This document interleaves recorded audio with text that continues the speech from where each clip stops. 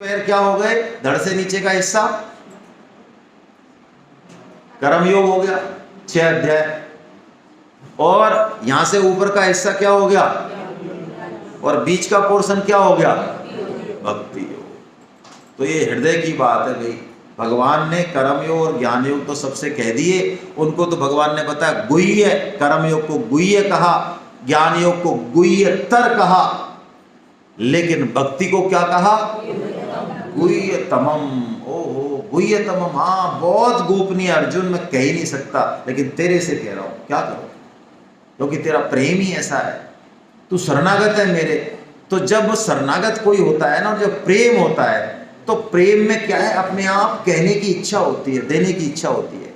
जैसे कि माँ यदि प्रेम में है तो बच्चा यदि दूध ना पिए, तो शास्त्रों में भी आया है कि दूध की धार बह निकलती है। उस समय उस प्रेम भार को कोई लेने वाला चाहिए। तो कृष्ण भी मरे जा रहे हैं बिल्कुल, क्योंकि अर्जुन जैसा श्रोता नहीं मिल रहा है।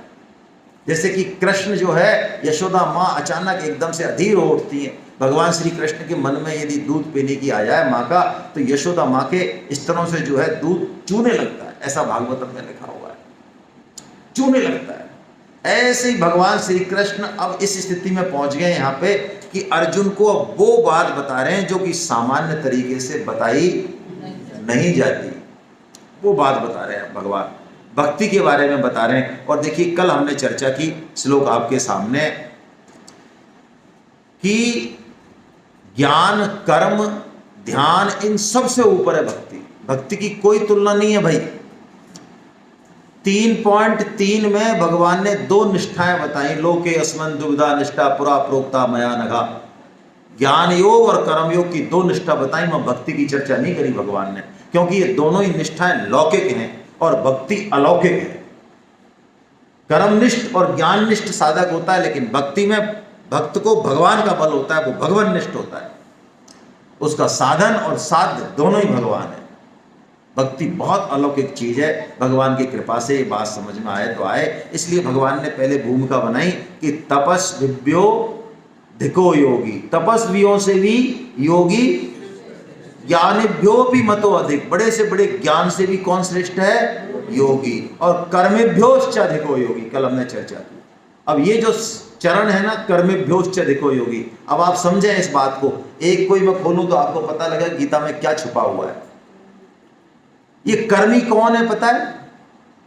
ये कर्मी वो है जो संसार में बड़े से बड़े परोपकार के काम करने वाला है। हम कर सकते हैं, ऐसे भी लोग हैं जो पूरे संसार को फायदा पहुंचा सकते हैं, ऐसे भी लोग हैं। क्या हम उनकी बराबरी कर सकते हैं? और जिन्होंने पहुंचाया है, कोई आविष्कार करके, कोई चैन ऑफ स्कूल खोल के, कोई बहुत बड़ी चीज लिख के बहुत पहुंचाया, भगवान कह रहे हैं उन कर्मियों से भी कौन श्रेष्ठ है? क्यों भैया? यानी यदि हम झाड़ू पोंछा भी लगा रहे हैं, लेकिन भगवान का मंदिर मान के और भगवान के जनों की सेवा कर रहे हैं, कोई हिसाब नहीं रख रहे हैं अंदर से। ध्यान रखें, छोटे से छोटा काम भी यदि हमने निष्काम भाव से कर दिया, वो इन कर्मी ज्ञानी और तपस्वियों से भी, लेकिन होना चाहिए निष्काम भाव से। अंदर यदि कहीं प्रिंट हो गया तो फिर वो निष्कामता, जैसे कि देखो हम अपने शरीर की सेवा करते हैं तो कोई हिसाब रखते हैं। आज मैंने मेरी हाथों से आंखों को जो है छपके मारे, तो मैं दिन में 2-4 बार तो याद करूंगा ही। देख, ये हाथ कहेगा देख भाई आंख, ध्यान रखना यार, हमने तुम्हारी सुबह से 3-4 बार सेवा कर दी है। शरीर का एक अंग दूसरे की खूब सेवा करता है, और वो भले उसकी सेवा 6 महीने मत कर, लेकिन आपस में कोई हिसाब किताब रहता है क्या? कोई ऐसा भाव रहता है क्या कि हमने आपकी सेवा करी और आपने तो बिल्कुल नहीं करी? ये तो बहुत गलत बात है। ऐसा भाव रहता है? तो सेवा इस भाव से होने लग जाए घर में और समाज में, तब है वो योगी निष्काम भाव, वो इन सब से श्रेष्ठ है। लेकिन उस योगी से भी श्रेष्ठ भगवान आगे कहते हैं भक्ति योगी, जो मेरे अंदर श्रद्धा से लगा हुआ है, वो सर्वश्रेष्ठ योगी है। योगियों में भी वो सर्वश्रेष्ठ और ये बात समझना ही यही ज्ञान है और यही विज्ञान है। अब भगवान भक्ति योग चालू कर रहे हैं 7वें अध्याय से, जिसका नाम है ज्ञान विज्ञान योग। देखिए, भक्ति मां है और ज्ञान और वैराग्य उसके पुत्र है। यदि भक्ति आ गई जीवन में तो ज्ञान और वैराग्य स्वतः ही आ जाएंगे। भक्त को सब चीजों का ज्ञान हो जाता है। मैं आपको क्या बताऊं, यदि भगवान की कृपा हो, आपने गीता का कोई श्लोक पढ़ा, उसका अर्थ किया क्लास में, पढ़ा समझा, लेकिन यदि भगवान की कृपा होगी तो आपको एक ऐसा भाव आ जाएगा उस श्लोक का जो आपने नहीं पढ़ा होगा। और बाद में जब आप देखोगे साधक संजीवनी में या कहीं, तो आप कह दोगे अरे ये तो मैंने पढ़ा ही नहीं, लेकिन मैंने जो बोला या जो मैंने, ये तो एज इट इज वही की वही है जैसा स्वामी जी ने कहा है, आपके कैसे आ गया।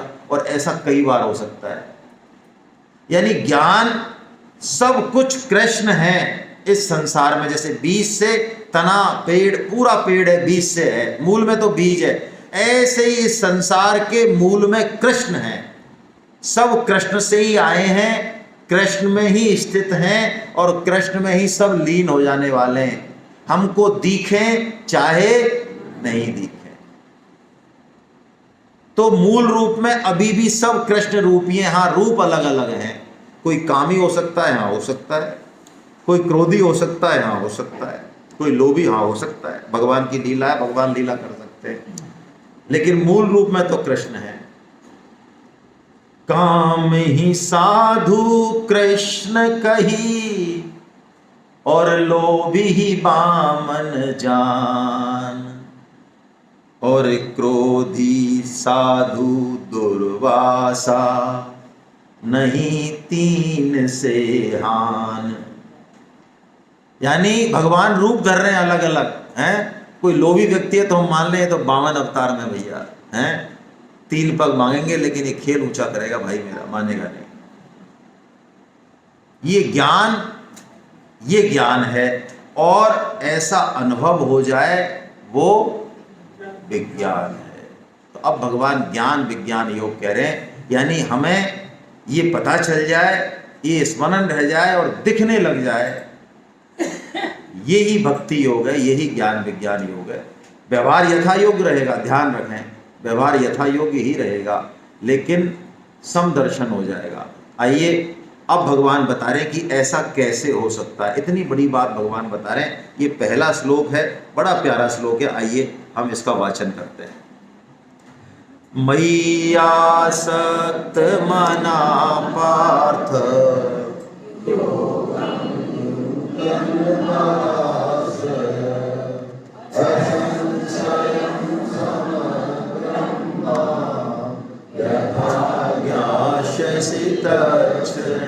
भगवान बता रहे हैं मेरी भक्ति यानी सर्वश्रेष्ठ योगी यानी भक्त कैसे बना जाए।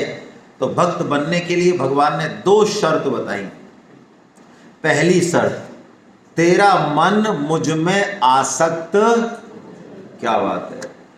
और दूसरी शर्त, योग युंजन तो तू कर, यानी माला कर, कर्म योग कर, ज्ञान योग कर, सेवा कर, परिवार का काम कर, बिजनेस कर, जो तेरे को करना है कर, जो तेरे को रास्ता अच्छा लगता है, लेकिन आश्रय किसका रखना है तेरे को? मेरा। ओहो क्या बढ़िया बात। मय्यासक्त मनः पार्था योगम युंजन मदाश्रया। देखिए, जिसका मन भगवान में आश्रित है और जो भगवान का ही आश्रय रखता है ना, भगवान उसकी सारी सार संभाल करते हैं। जो उसको पता नहीं है वो भी सार संभाल होती है उसको। अच्छा, माँ के पेट में बच्चा है और माँ जो है स्वेटर बुन रही है गर्मी में, क्यों? क्योंकि सर्दी में आएगा ये, जब सर्दी आएगी, जब 2-3 महीने का हो जाएगा, तो उस हिसाब से इसको मेरे को वो कोई गर्म चीज बुन रही है। अच्छा, जो पेट में अंदर है उन भाई साहब को पता है कि सर्दी क्या होती है? कोई आइडिया उनको? कोई कल्पना भी है उन भाई साहब को या बहन जी को?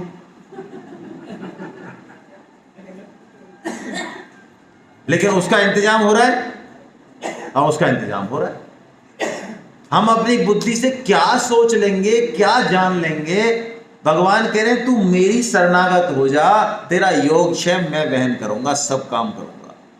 ओहो, भीष्म जी ने प्रतिज्ञा करी, दुर्योधन लड़ने लग गया उनसे 10वें दिन 9वें दिन, ये क्या फालतू आप पितामह, अरे हिम्मत है किसी की आपके सामने टिक जाए कोई? क्या अर्जुन और क्या भीम, आप चाहो तो पलटने दे दो उनको। ये सब नाटक चला रखा आपने, 9 दिन हो गए युद्ध को, आज हमारी सेना मर रही है इतनी। तो भीष्म जी ने कहा कि ठीक है, कल मैं जो है कर दूंगा खात्मा, कर दूंगा कल्याण सबका। तो कृष्ण चिंतित हो गए, भीष्म तो भीष्म है भाई।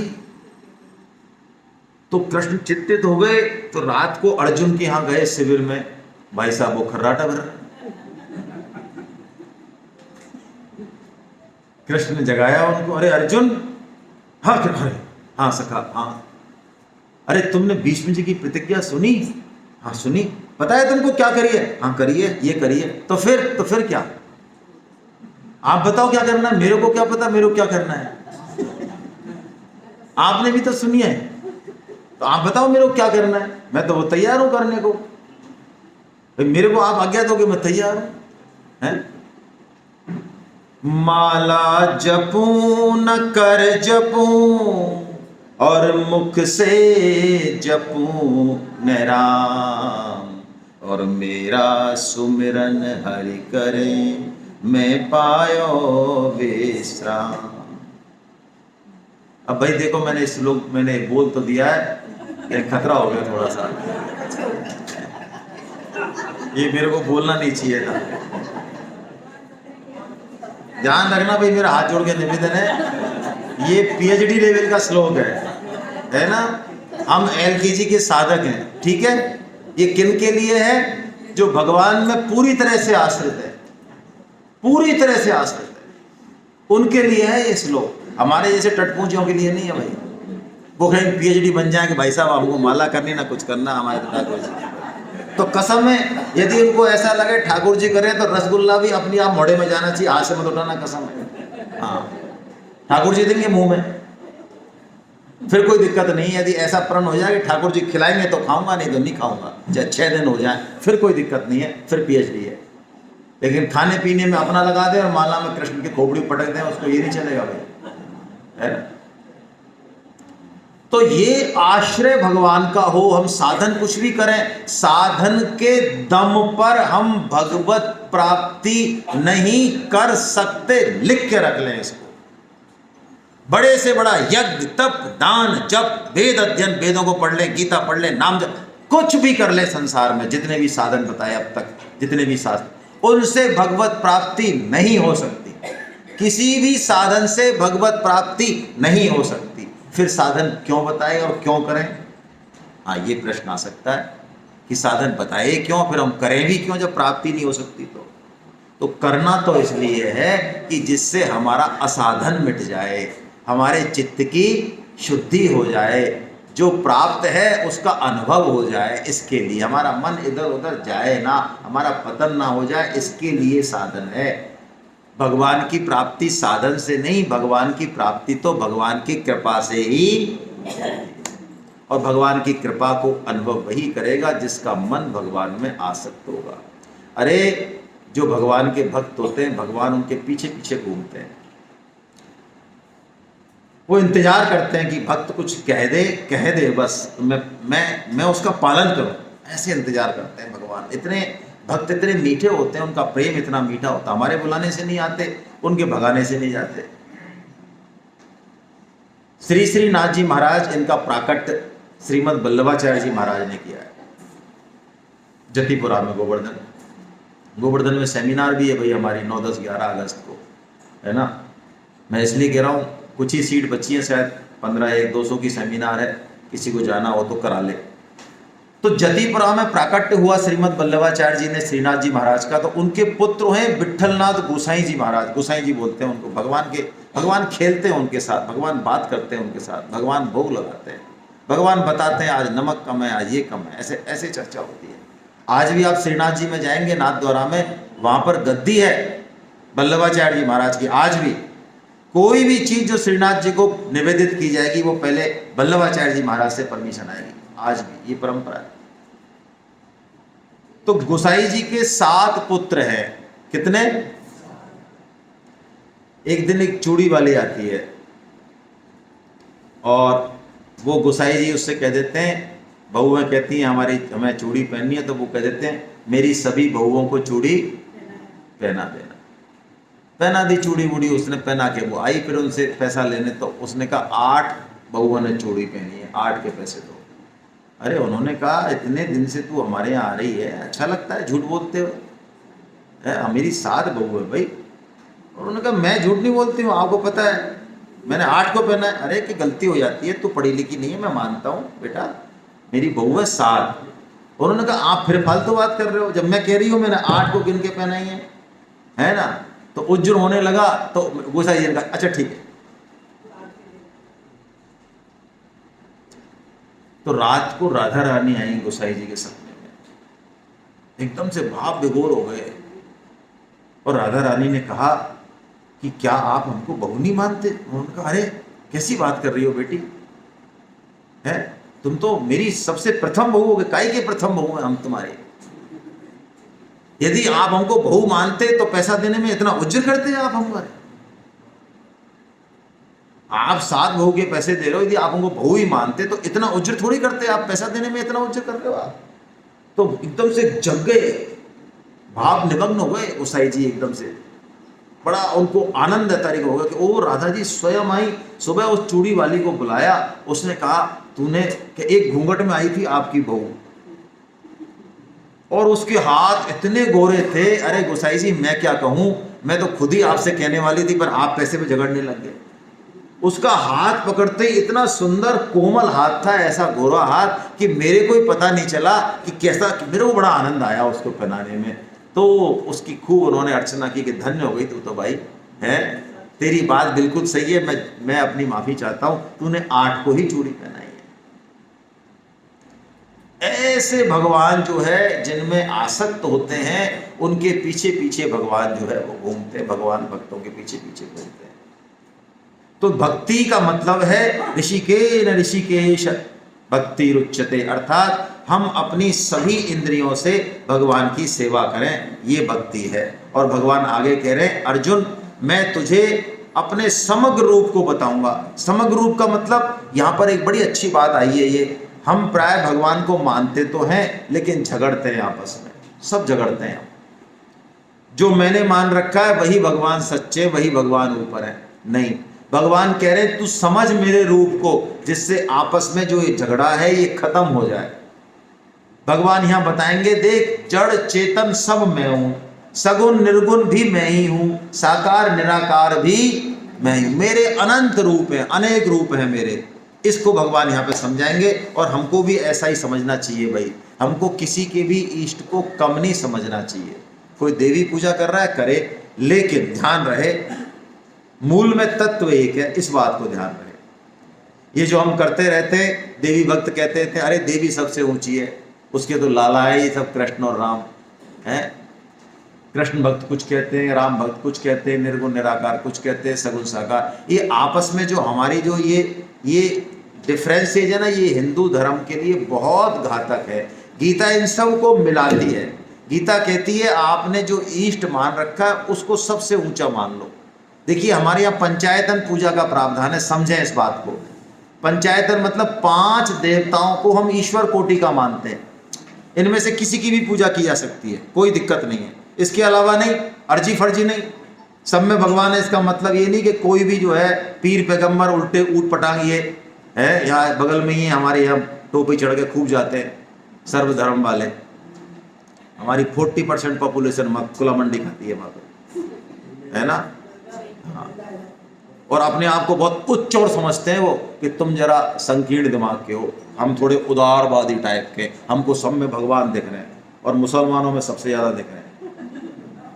हाँ, ऐसे कलाकार हैं उच्च, ये बहुत पढ़े लिखों की बात कर रहा हूँ मैं सामने, क्योंकि मेरा भी साहब का पढ़ता है, मैं सेक्रेटरीट में रहा हूँ। बड़े पढ़े लिखे RAS अफसर, IAS अफसर, बिजनेस वाले, उनकी बात कर रहा हूँ। हमारे समाज के जो पुरोधा हैं उनकी खोपड़ी है ऐसी।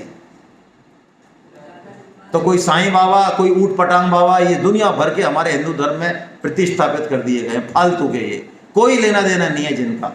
और ये मूल में दुर्दांत वो है जिन्होंने हमारी धर्म संस्कृति और माता बहनों का, वो है ये मूल में। हमारे यहाँ कोई शास्त्रों में वर्णन नहीं है। हमारे यहाँ जो भगवान होगा उसका शास्त्रों में वर्णन है, पहले से ही वर्णन है। उसके अलावा ये सब फर्जीवाड़ा है टोटल। तो 5 हैं हमारे यहाँ, उसको पंचायतन पूजा कहते हैं। भगवान विष्णु, भगवान शंकर, शिव, शक्ति देवी, गणेश जी और भगवान सूर्य। ठीक है, इन 5 में से किसी को भी आप पूज ले। सपोज आपको भगवान विष्णु को पूजना है तो विष्णु आपके इष्ट हो जाएंगे, और ये 4 क्या हो जाएंगे? देवता हो जाएंगे। यदि आपको देवी माँ को पूजना है तो देवी आपकी कौन हो गई? इष्ट। ये 4 आपके लिए देवता हो गए। भगवान शंकर को पूजना है, शंकर। ऐसे हमारा जो इष्ट है उसको सबसे ऊपर मान लें, बाकी को देवता मान लें, लेकिन सब में तत्व एक ही है। इस बात को हमेशा ध्यान रखें। और भगवान कह रहे हैं मेरे समग्र की पूजा करनी है तो अर्जुन ये जड़ भी मेरा ही रूप है। ओहो, क्या बात है! देखिए क्या श्लोक है, कितना जबरदस्त श्लोक है। हमारी गीता का भाव देखिए आप। लोग तो पशुओं को काट काट के खा रहे हैं, इंसानों को काट काट के खा रहे हैं, और वो भी एक धर्म है।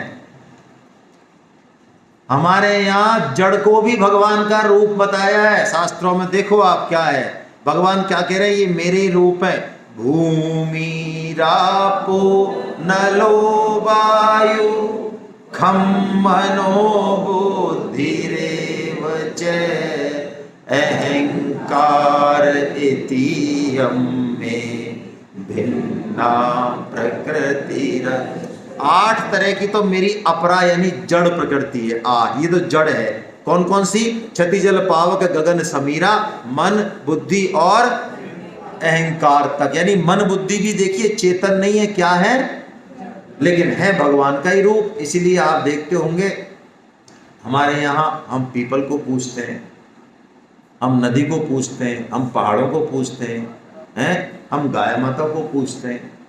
और आज सारा विश्व पूज रहा है। हजारों लाखों करोड़ रुपए लगा के रियो द इंटरनेशनल पर्यावरण सम्मेलन होता है अमेरिका की अध्यक्षता में, इटली की अध्यक्षता में। पिछले 27-28 साल से सम्मेलन चल रहा है। हर 5 साल में होता है। लाखों करोड़ों रुपए खर्च होते हैं कि प्रकृति को बचाओ, संसार को बचाओ। और अब 25 साल बाद, 30 साल बाद उन्होंने जो है क्या रिजल्ट निकाला है? पूरे विश्व ने, बड़े बड़े साइंटिस्टों ने, राष्ट्राध्यक्षों ने ये निष्कर्ष निकाला है कि भैया प्रकृति को बचाना है तो सबकी पूजा करो। पहाड़ की भी करो, नदी को भी बचाओ, इसको भी बचाओ, जैविक चलाओ, ऑर्गेनिक खाओ। अरे तो काका जी हम क्या कह रहे हैं सैकड़ों सालों से?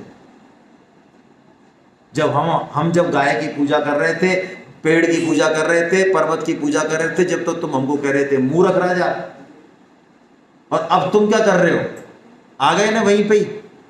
तो वही बात भगवान कह रहे हैं कि जड़ प्रकृति यानी ये भूमि रापो क्षति जल पावक, ये भी मेरा ही रूप है। और अर्जुन तू जो है यानी परा यानी चेतन, तू भी मेरा ही रूप है। लेकिन तूने क्या किया? तू है तो मेरा ही रूप, लेकिन तूने क्या किया? इस जड़ प्रकृति से तूने संबंध जोड़ लिया। ययेदम धार्यते, ये नीचे नीचे का देखो लाइन है ना, जीव भूताम महाबाहो ययेदम धार्यते, यानी हम हैं तो भगवान के अंश, लेकिन हमने भगवान को अपना नहीं मान के इस संसार को अपना मान लिया, इसलिए हम फंस गए। ये भगवान कह रहे हैं। और यही माया है, यही माया है। माया क्या है? माया यही है, जो चीज अपनी है उसको अपना नहीं मानना, और जो चीज अपनी नहीं है उसको, ये माया है। और भगवान कह रहे हैं माया मेरी है। माया किसकी है? दैवी ही ऐसा गुणमयी मम माया, ये 3 गुणों वाली मेरी माया है। अर्जुन जो मेरी शरण में होंगे वो इस माया से पार। अब देखिए माया भगवान किसकी बता रहे हैं? लोग कहते हैं भगवान की माया ने फंसा दिया। भाई बहुत बुरा फंसाया नहीं, हम तो बड़े अच्छे आदमी थे। अरे भगवान की माया ने जब फंसाया जब हमने माया को अपना, यदि भगवान की मान लेते तो फंसा देती क्या? भगवान घोषणा कर रहे हैं कि तेरे पास जो ये पत्नी है, पुत्र है, धन है, घर है, ये सब किसके हैं? ये मेरे। हमने किसके मान रखे? हो गया काम, फंस गए ना। नरसिंह जी भगत का इकलौता लड़का खत्म हो गया और वो भजन कर रहे थे मंदिर में। आप सोचो, इकलौता जवान लड़का खत्म हो गया और वो भजन कर रहे थे। लोगों ने अर्थी सजाई और कहा कि बुलाओ फटाफट, तो वो आए नहीं, आधा घंटे बाद आए भजन पूरा करने के बाद। और अर्थी में भी वो नाचते गाते हुए कूदते गए, करताल बजाते हुए। क्यों? लोगों ने बड़ा ऑब्जेक्शन किया। उन्होंने कहा भैया जिसका पुत्र था उसके पास, उनको ज्यादा जरूरत होगी, उन्होंने कुछ समय के लिए मेरे पास भेजा। बोलो, क्या ऐसा भाव हम में से किसी का नहीं हो सकता? ये है माया को भगवान का मानना। बुद्धि से तो हम कह देंगे हाँ भगवान के ही हैं, लेकिन नहीं। नरसिंह जी ने कहा प्रभु जैसा आपका देना सुंदर है वैसा ही आपका लेना सुंदर है। इतनी बड़ी बात। और माया से जीतने का यहाँ तो एक ही उपाय है भाई, और कोई उपाय नहीं है। भगवान की बात का हम प्रचार करें, भगवान का काम करें। क्यों? देखिए, यदि कोई बच्चा माँ का काम करता है ना, तो पीछे से मान लो मिठाई भी आई, कोई भी चीज आई, तो उसका हिस्सा माँ अपने आप सुरक्षित। तो हम यदि भगवान का काम करें और भी काम छोड़ दें, सब गीता भी समझ में नहीं आए, तो हमको ठिकाने तक पहुंचाने की जिम्मेदारी किसकी हो जाएगी? भगवान की हो जाएगी। भाई हम उनका काम कर रहे हैं, क्या करें? हमारी जितनी ताकत है, जितनी समझ है, हम लोगों को गीता से जोड़ रहे हैं। अब ठाकुर जी करेंगे भाई अब ये तो बावड़ा हो रहा है, इसको तो टाइम नहीं है, इसका काम मैं करूंगा। एक किस्सा सुना देता हूं आपको, आप सीरियस हो लो थोड़ा सा।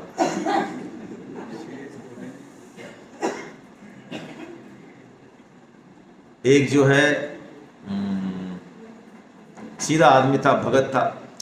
तो महात्मा जी ने उसको कहा कि महाराज हमें कोई साधन बताओ। तो महात्मा जी ने ज्ञान योग बताया। अरे महाराज क्या बता रहे हो, हमारी खोपड़ी में नहीं आ। कर्म योग बताया।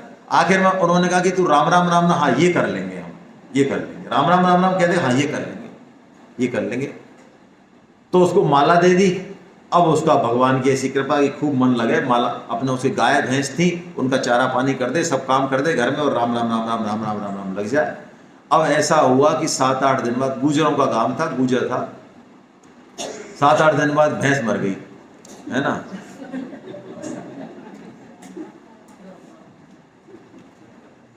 तो जो बुजुर्ग था उसने कहा यार ये भैंस कैसे मर गई भैया? पता चला कोई खान पान सब सही है। तो एक आदमी ने कहा इस ससुर कछु करतो रहे, कुछ गटर मटर करतो रहे, यही ने मारी है भैंस। ये 7 दिन से कछु लाया हो, झूला से कुछ मंत्र सो फेरतो रहे, यार ससुर हमारी भैंस मार डाली माला करके।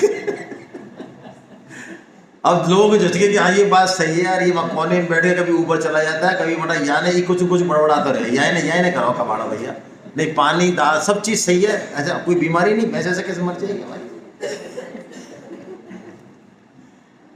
अब आगे पीछे पड़ गए साहब लोग, निकल तू बाहर, नहीं तो। अरे लोगों ने कहा, भैया ने कहा अरे तो हम क्यों निकाल रहे हो बाहर, आपको इसी से परेशानी है ना, झोला से। बेटा जा तू झोला दिया है हमारा बेटा। मैया ने समझा, जा बेटा तू झोला दिया, हाँ चलो झोला दिया, तो झोला दिया, बाहर निकाल लिया सब, या बीमारी बाहर निकाल हमारे भैया, और भैंस मरेगी, है ना।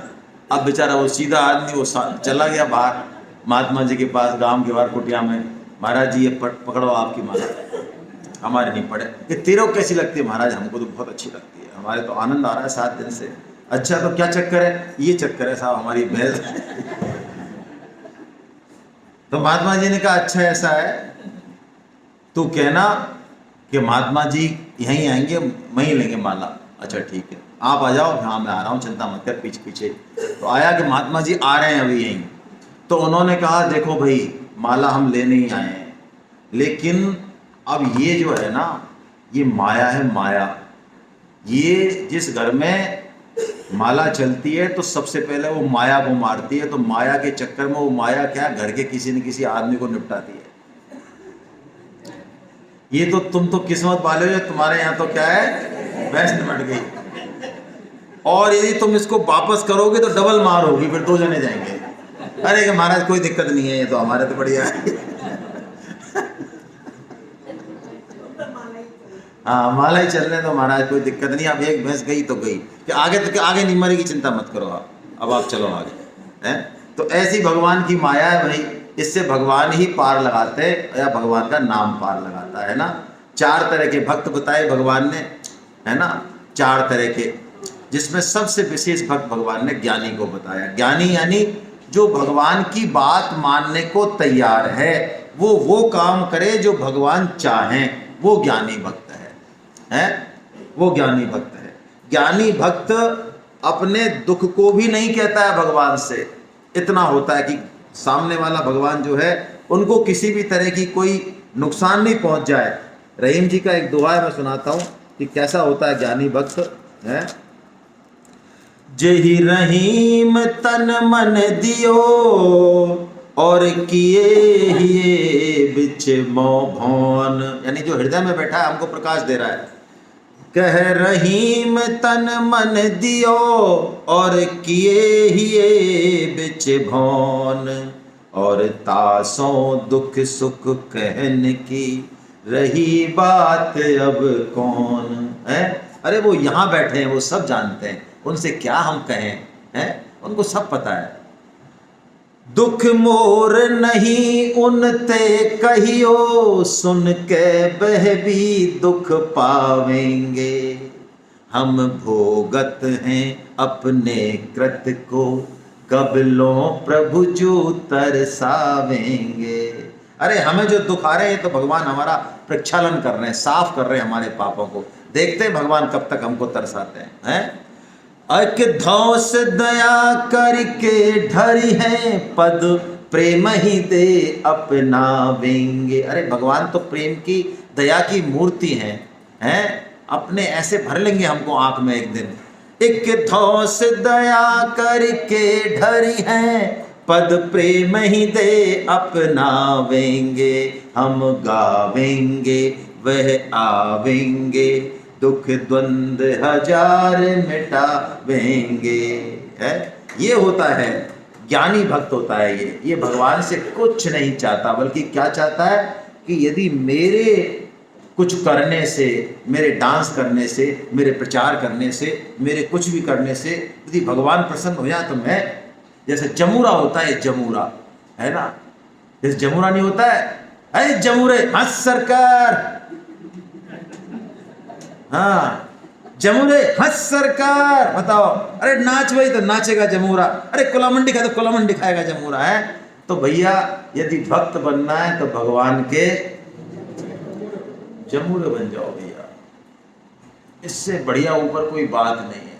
जो भगवान कह दें हंस सरकार, बस भगवान कह दें। सबसे जोरदार काम गीता में भगवान ने तीनों योग कहे, उसके बाद का गीता प्रचार मेरा सबसे टॉप का काम है। तू मान अपमान को भूल और लोगों को गीता प्रचार कर, वो लगे चाहे नहीं लगे तू लग जा, ये सबसे ज्यादा प्रिय है। तो हंस सरकार, हाँ क्या क्या दिमाग लगाना है फिर कि लोग मानेंगे कि नहीं मानेंगे, हमारी मुच्छा कट जाएंगी, मुच्छा।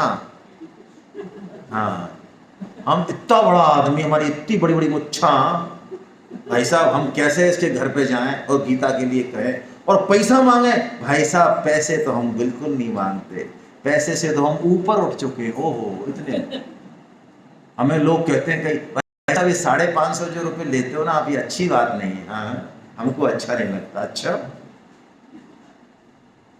तो आपका सुबह से शाम तक कौन सा काम बिना पैसे के चल रहा है, जरा हमको बता दो। बेटे का ब्याह हो गया और दुकान में काहे क्यों बैठे हो, और सुबह से शाम तक पैसा ही पैसा तो नाच रहा है खोपड़ी पे। ये भगवान के लिए 550 रुपये लेने में नाक कट रही है। अरे ये नाक पैसे के लिए कई बार कटी है अब तक 50 साल में, तो एक बार इसको भगवान के लिए भी कटवा दो भाई। सामने वाले से हमारा तो कहने का फर्ज है, वो माने तो बढ़िया और नहीं माने हमारा काम तो जमूरा बनना है हमको, ये गीता सिखा रही है। और जो जमूरे नहीं बनते हैं वो क्या बनते हैं, तो भगवान कह रहे हैं वो देवताओं की पूजा करते हैं, जहाँ से उनकी आशा पूरी हो जाए वो वहाँ जाते हैं। भगवान कहते हैं वो मूर्ख है। ओहो देखो क्या कह रहे हैं भगवान, देवताओं की पूजा करने वालों की मनोकामना पूर्ण हो जाए तब भी भगवान ने उनको मूर्ख बताया, क्योंकि देवता जो देंगे वो नाशवान है, वो आज नहीं तो कल नष्ट हो जाएगा। अंतवत्तु फलम तेषाम यद भवति अल्पमेधसाम देवानी देव यजो यान्ति मद भक्ता यान्ति मामपि। ये भगवान ने बोला।